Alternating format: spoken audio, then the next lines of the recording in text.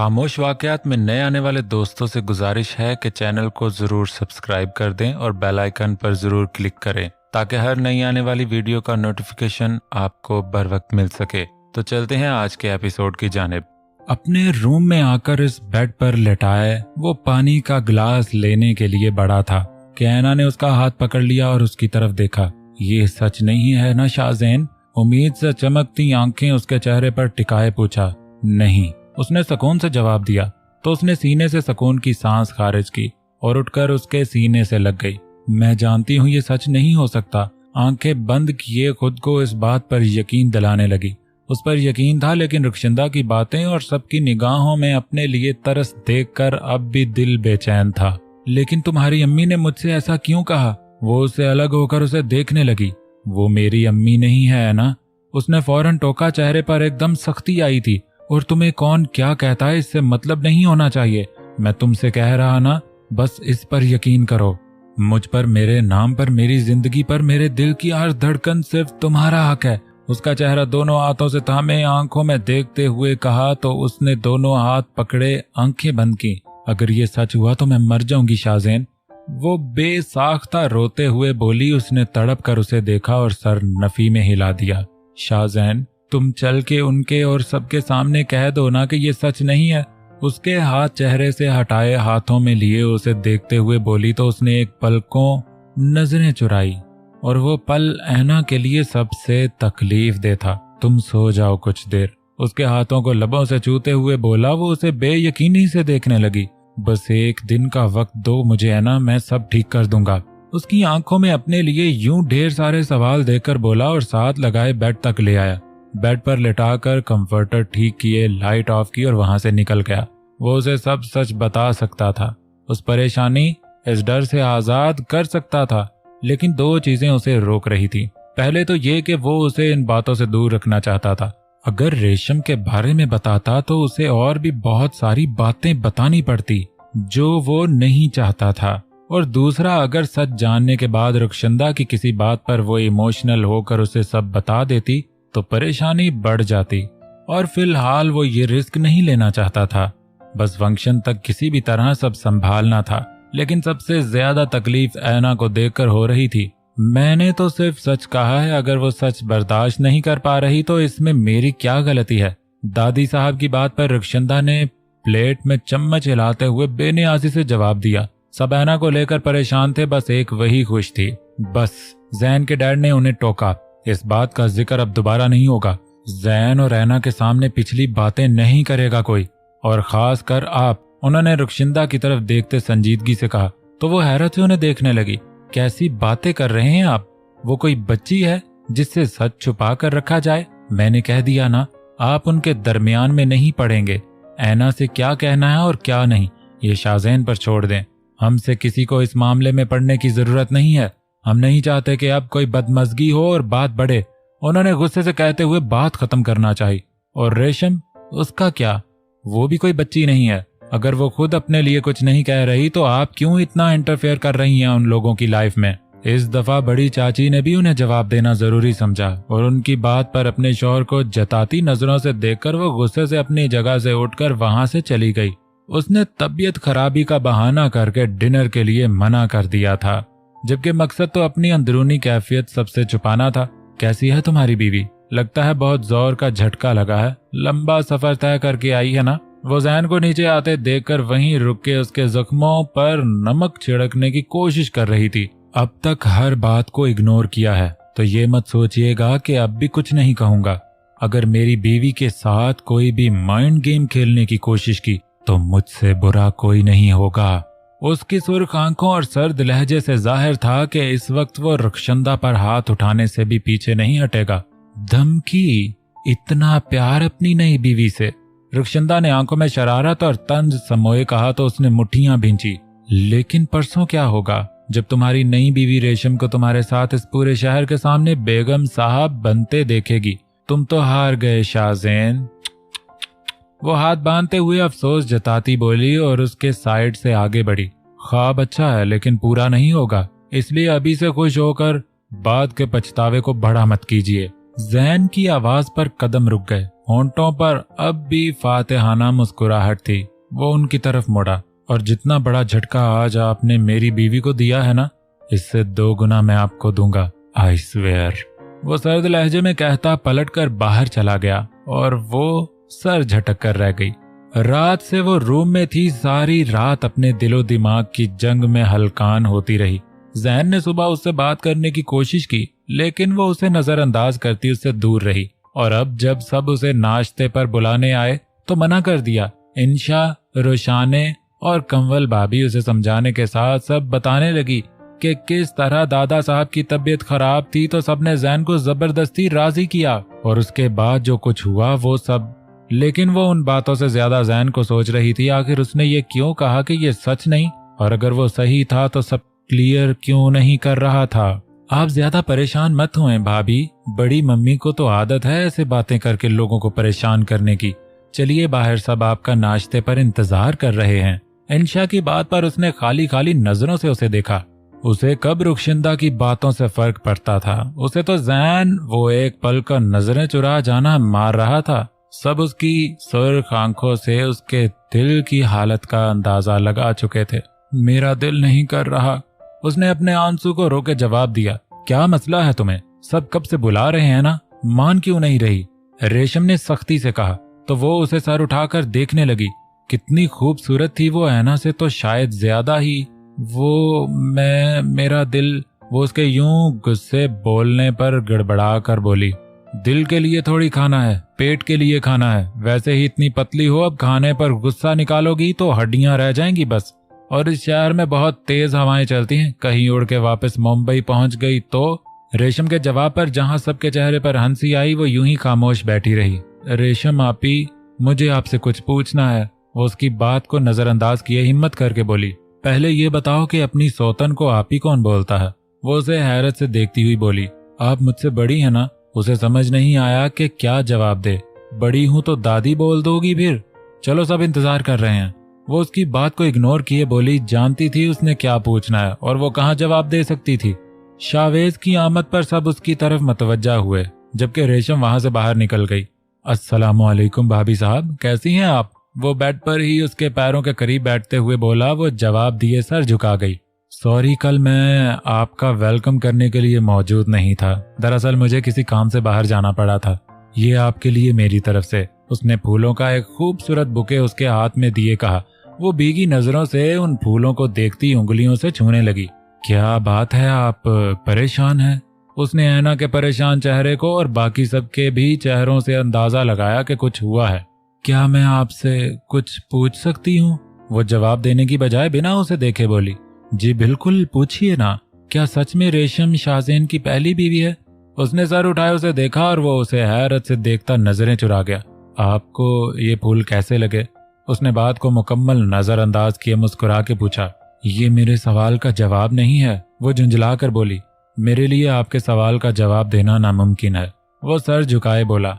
आपने कहा था मैं आपको अपना भाई समझ सकती हूँ, तो क्या मैं अपने भाई से एक सवाल नहीं कर सकती? वो रोते हुए बोली तो वेज ने उसे तड़प के देखा। उस लम्हे जैन पर बहुत गुस्सा आया और हैना पर बेहद तरस। प्लीज मुझे बताइए, मैं सोच सोच कर परेशान हो चुकी हूँ। उसने कहा है कि मैं इस पर एतबार करूं, लेकिन मेरा दिमाग मुझे कमजोर बना रहा है। मैं कुछ समझ नहीं पा रही हूँ। कमल भाभी उसे साथ लगाए चुप करवाने की कोशिश करने लगी, जबकि उसके रोने में और शिद्दत आई। मुझे माफ कर दीजिए, मैं आपकी मदद नहीं कर पाऊंगा। वो वहां से उठकर बाहर चला गया और वो सर घुटनों में दिए रोती चली गई। वो जैन को किसी से फोन पर बात करते देखकर सीधे उसके पास आया। जैन ने उसे देखकर फोन पर एक्सक्यूज करके बंद कर दिया। कभी कभी लगता है रेशम आपके बारे में बिल्कुल सही कहती है। आप हमेशा दूसरों से ज्यादा अपने बारे में सोचते हैं। आपको अपनी मर्जी के आगे ये ख्याल नहीं आता कि दूसरे उससे किस कदर मुतासिर हो रहे हैं। उसके पूछने से पहले ही वो बोल पड़ा तो जैन उसकी बात को समझे नजरों का जाविया बदल गया। भाभी साहब को पहले ही रेशम के बारे में बता देना चाहिए था आपको।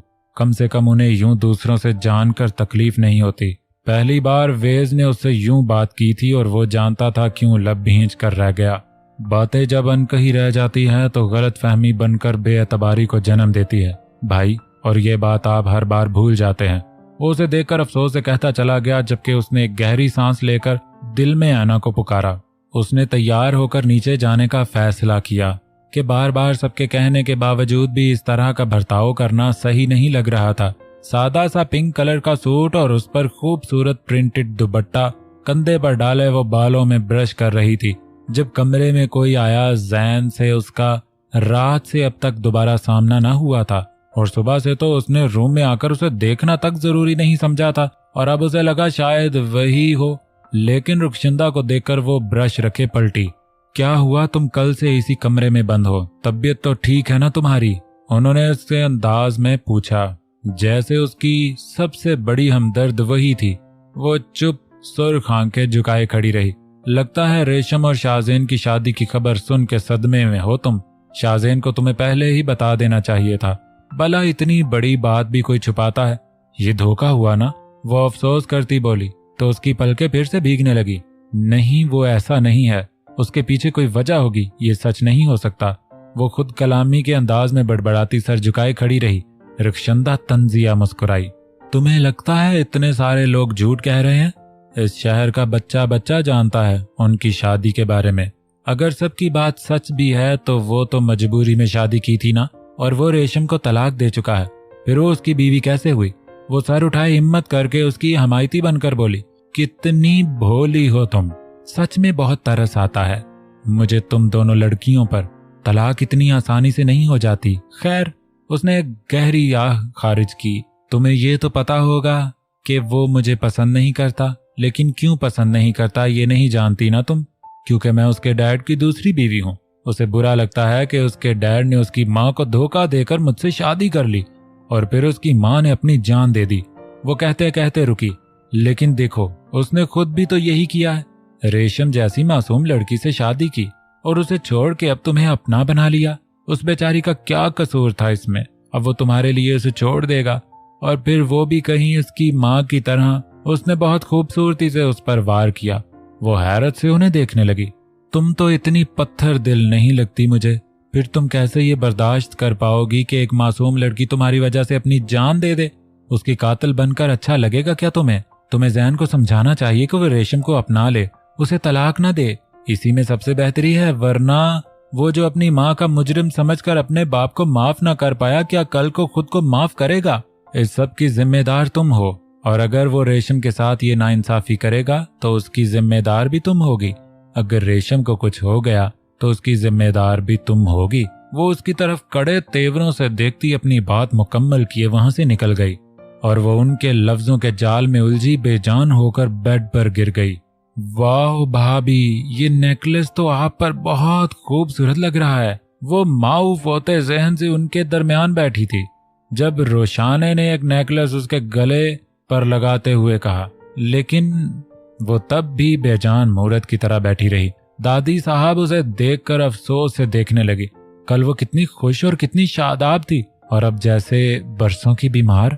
ये लीजिए बेटा, ये आपको कल फंक्शन में पहनना है। बड़ी चाची ने कुछ सामान उसकी तरफ बढ़ाते हुए कहा तो उसने चौंक के उन्हें देखा और उनके हाथ से वो पैकेट लेते हुए सर हिला दिया। भाभी साहब, ये आपके लिए। शावेज ने एक नीले रंग का मखमली बॉक्स उसकी तरफ बढ़ाते हुए कहा। उसने बॉक्स लेते हुए उसे खफगी से देखा तो वो सर झुका गया। उसे समझ नहीं आया कि वो उसे इस तकलीफ से बाहर कैसे निकाले। भाभी साहब, आपको पता है कल मैं आपको एक बहुत स्पेशल गेस्ट से मिलवाने वाला हूँ। बहुत खुश होंगी आप उनसे मिलकर। उसने ऐना का ध्यान भटकाने की खातिर पुरजोश होकर कहा। ऐसा कौन आने वाला है? कहीं SRK तो नहीं आ रहा? रोशाने ने उसकी बात पर खुशी से आंखें फैलाए कहा, जबकि वो अब भी हाथों पर नजरें जमाए बैठी थी। तुम्हें ज्यादा खुश होने की जरूरत नहीं है, ये सरप्राइज सिर्फ मेरी भाभी साहब के लिए है। उसने ऐना के झुके सर को देखकर कहा। नई भाभी मिल जाए तो लोग पुरानी भाभीियों को भूल जाते हैं। कितने अफसोस की बात है ना नानी साहब। कंवल भाभी ने दादी साहब के कंधे पर सर रखते दुखी होकर कहा तो वो मुस्कुरा दी और वेज भी। आप कितना भी इमोशनल अटैक कर लें, लेकिन ये सरप्राइज तो मेरी फेवरेट भाभी साहब को ही मिलेगा। वो ऐना की तरफ देखते बोला और एकदम से संजीदा हो गया।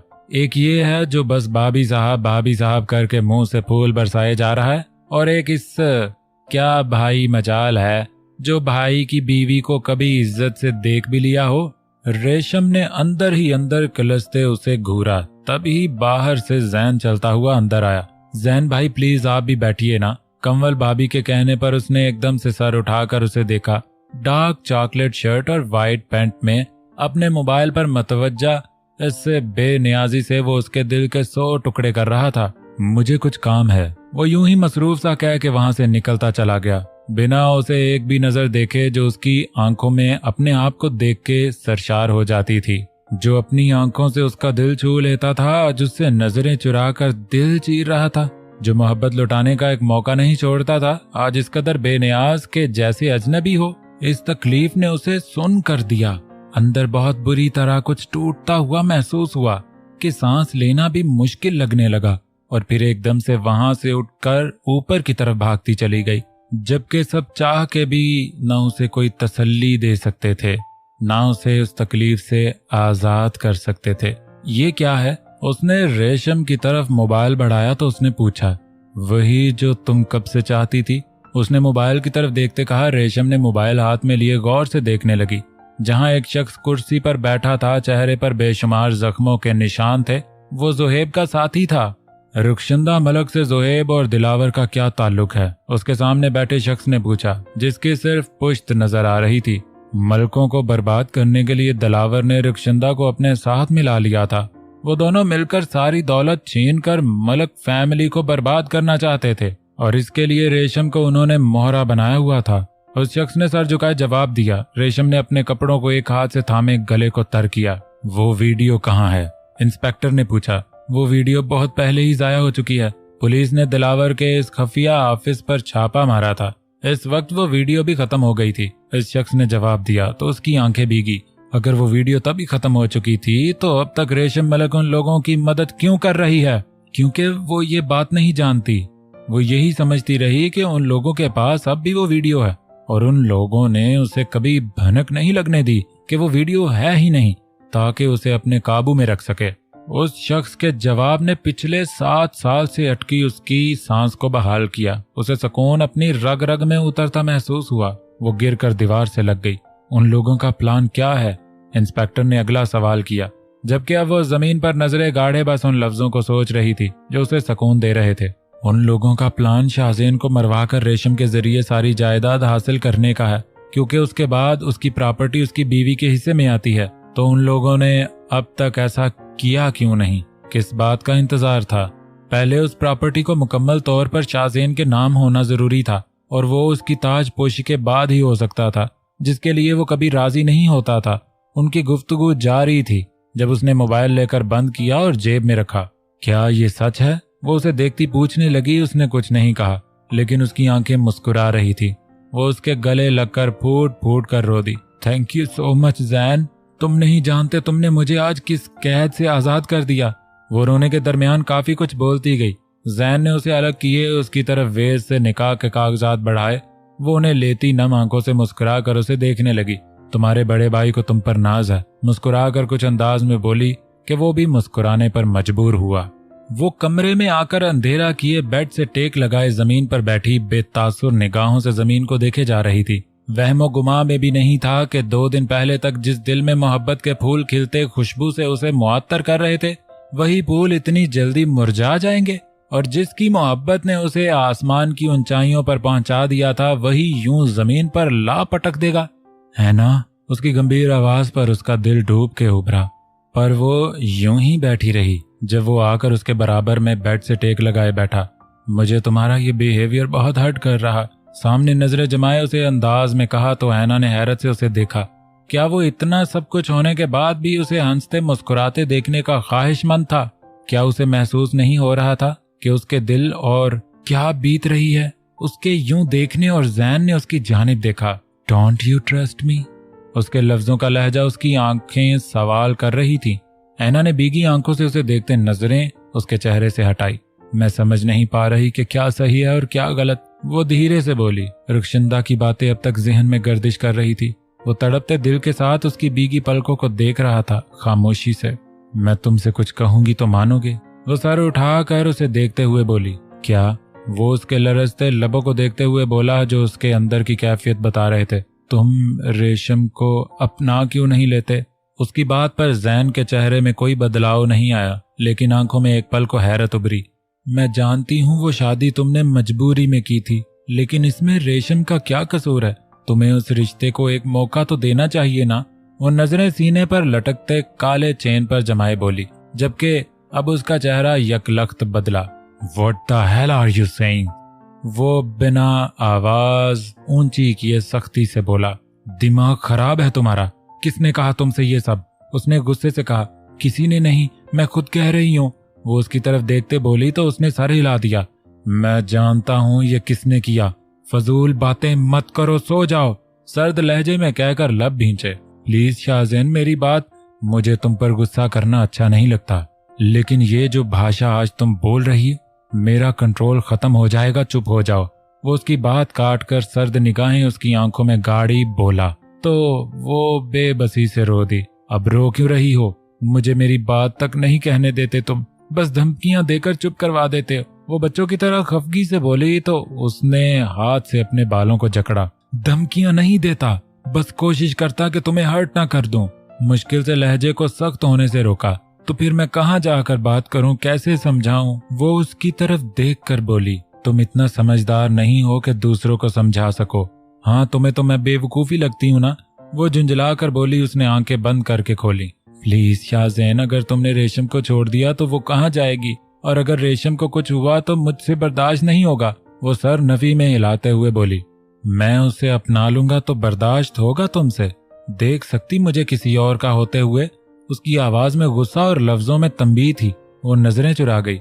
इस दुनिया में पहली दफा तो नहीं ऐसा होगा। क्या 2 बीवियां नहीं होती लोगों की? सही कह रही तुम, मुझे तुम्हारी बात मान लेना चाहिए। वो उसकी झुकी आंखों को देखते हुए बोला। उसने सर नहीं उठाया, लेकिन दिल पर किसी ने तेज चाकू सा वार किया और आंसू गिर के उसके दामन को भिगो रहे थे। ठीक है, मैं जा रहा हूँ उसके पास। अकेली रह लोगी ना? उसने पूछा तो ऐना ने सर हिला दिया। वो कुछ पल खामोशी से उसे देखता रहा, फिर अपनी जगह से उठ गया। उसके बढ़ते कदमों को महसूस करके उसका दिल रोता रहा, चीखता रहा, उसे पुकारता रहा, लेकिन वो पत्थर बनकर बैठी रही। लबों को सख्ती से भींच लिया कि कहीं उसे पुकार न ले। कह ना दे के मत जाओ, नहीं रह सकती तुम्हारे बिना, नहीं देख सकती किसी और का होते हुए। जैसे ही महसूस हुआ वो रूम से बाहर जा चुका। बेयकीनी से दरवाजे को देखने लगी और फिर अगले ही लम्हे तेजी से दौड़कर बाहर निकली उसे रोकने के लिए, बिना दुपट्टे के ही, लेकिन वो जा चुका था। खाली रास्ते को देखकर दिल की धड़कन मध्यम हुई और कदम आगे बढ़ने से इंकारी हुआ। बहुत से आंसू आंखों से निकलकर बहने लगे। क्या खुशियों की उम्र इतनी छोटी होती है? वो बेजान होते कदमों को हरकत देती वापस पलटी तो ठटक गई। जो धड़कन मध्यम हुई थी अब बहुत तेजी से चलने लगी कि लगा दिल बाहर आ जाएगा। वो दरवाजे के दूसरी तरफ दीवार से शोल्डर टिकाए पुरसकून सा जमीन पर नजरें जमाए खड़ा था। नजरें जमीन पर जरूर थी, लेकिन उसके चेहरे के हर उतर चढ़ाव को बखूबी महसूस कर रहा था। तुम नहीं रह सकती जैन के बिना। उसकी गंभीर आवाज में कहे गए लफ्जों पर उसने सांस रोकी। उसे देखा जो बस नजरें उठाकर उसे देख रहा था। तुम्हारी सांसें जैन के साथ जुड़ी हैं। एक पल भी मुझसे दूर जाओगी तो ऐसे ही तड़पोगी, इसलिए आइंदा कभी ऐसी कोशिश मत करना। उसको जताने वाले अंदाज में कह रहा था और ऐना ने उसे बेयकीनी से देखा, क्योंकि वो उसके जब्त का इम्तिहान ले रहा था। क्यों ये खेल खेल रहा था? वो पहले ही इतना तड़प रही थी और इस तरह से मजीद उसे तकलीफ दे रहा था। वो उसे खफगी से देखती अंदर गई और बाथरूम में आकर कपड़ों समेत शावर के नीचे खड़ी हो गई। दोनों हाथ चेहरे पर रखे रोती चली गई। कल से बस रोने का काम तो किए जा रही थी वो। कितने ही आंसू पानी के दरमियान छुपकर बहते चले गए, लेकिन फिर भी उसके दिल का बोझ कम न हुआ। कुछ देर बाद दरवाजा खुला और वो अंदर आया। उसकी मौजूदगी को महसूस करके भी उसने सर उठाकर नहीं देखा, पत्थर बनी रही। वो आकर उसके करीब रुका और उसे कुछ यूं थामा जैसे जिंदगी ने एक बेजान जिस्म को थाम लिया हो। वो साकित से उसके बाजुओं में खड़ी रही। अब भी उसका लम्स इतना ही पुरतप्श था। अब भी उसकी खुशबू सांसों से गुजरकर दिल तक पहुंच रही थी। अब भी उसकी कुर्बत पर दिल जोरों से धड़ककर अपने होने का एहसास दिला रहा था। कुछ नहीं बदला था, लेकिन फिर भी आज दिल में दर्द का तूफान उठा हुआ था। सुकून की बजाय आज बेचैनी बढ़ने लगी थी। आज एक डर ने सांसें जकड़ी हुई थीं। कितनी देर तक वो उसके साथ भीगता, उसे यूं ही थामे बहुत कुछ बावर करवाने की कोशिश में लगा रहा। तुम मेरी जिंदगी हो और जिंदगी बिना रहने का मतलब मौत को चुनना। मुझे जीना है ना? पीछे होकर उसका चेहरा थामे पेशानी से पेशानी टिकाए गंभीर लहजे में कहा तो वो उसके भीगे होंठों को देखती उसकी आंखों में देखने लगी, जहां जज्बातों का जहान आबाद था। इश्क, दीवानगी, दर्द, तड़प, बेचैनी, जाने क्या क्या वो उन आंखों में देखकर अपने सवालों के जवाब ढूंढने की कोशिश करने लगी। और यही वो चाहता था कि वो उसकी आंखों में अपने हर सवाल का जवाब पाके पुरसकून हो जाए। तभी अपने सारी जज्बात आंखों में समेटे उसे देखने लगा ताकि बता सके कि मैंने तुम्हारी मोहब्बत के अलावा भी कभी कुछ सोचा हो तो मुझे बेवफा कहो।